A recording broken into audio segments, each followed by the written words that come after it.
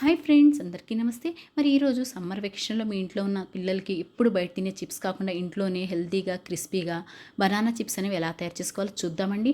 అందుకు నేను ఒక గిన్నెలో వాటర్ని తీసుకొని పసుపు ఉప్పు వేసుకొని బాగా మిక్స్ చేసుకొని ఒక సొల్యూషన్ లాగా ప్రిపేర్ చేసుకొని పక్కన పెట్టుకున్నానండి. అలాగే 2 పచ్చి అరటికాయలను తీసుకొని పీల్ తీసుకొని శుభ్రంగా కడిగేసుకొని ఒక కడాయిలో ఆయిల్ని పెట్టుకుని బాగా హీట్ అయిన తర్వాత ఒక స్లైసర్ని తీసుకొని డైరెక్ట్గా చిప్స్ని ఆయిల్లో స్లైస్ చేసుకున్నానండి. తర్వాత మనం తయారు చేసుకున్న సొల్యూషన్ని తీసుకొని 1 ఆర్ 2 టీ స్పూన్స్ చిప్స్ మీద వేసుకొని ఫ్రై చేసుకున్నట్లయితే మీ చిప్స్ అనేవి పర్ఫెక్ట్గా క్రిస్పీగా వస్తాయి అన్నమాట.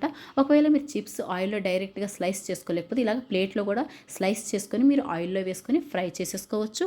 తర్వాత ఫ్రై చేసుకున్న చిప్స్ అన్నిటిని కూడా ఒక బౌల్లో వేసుకొని మీకు కావాల్సిన మసాలా ఫ్లేవర్స్ని ఏ వేటినైనా సరే మీరు వేసుకొని చక్కగా మిక్స్ చేసుకోవచ్చు. నేనైతే జస్ట్ ఇక్కడ మసాలా కారాన్ని వేసుకొని మిక్స్ చేసుకున్నాను. తర్వాత వీటిని మీరు ఇన్స్టెంట్గా మీ పిల్లలకి సర్వ్ చేసుకుంటే వాళ్ళు చాలా చాలా ఎంజాయ్ చేస్తారండి. Thank you.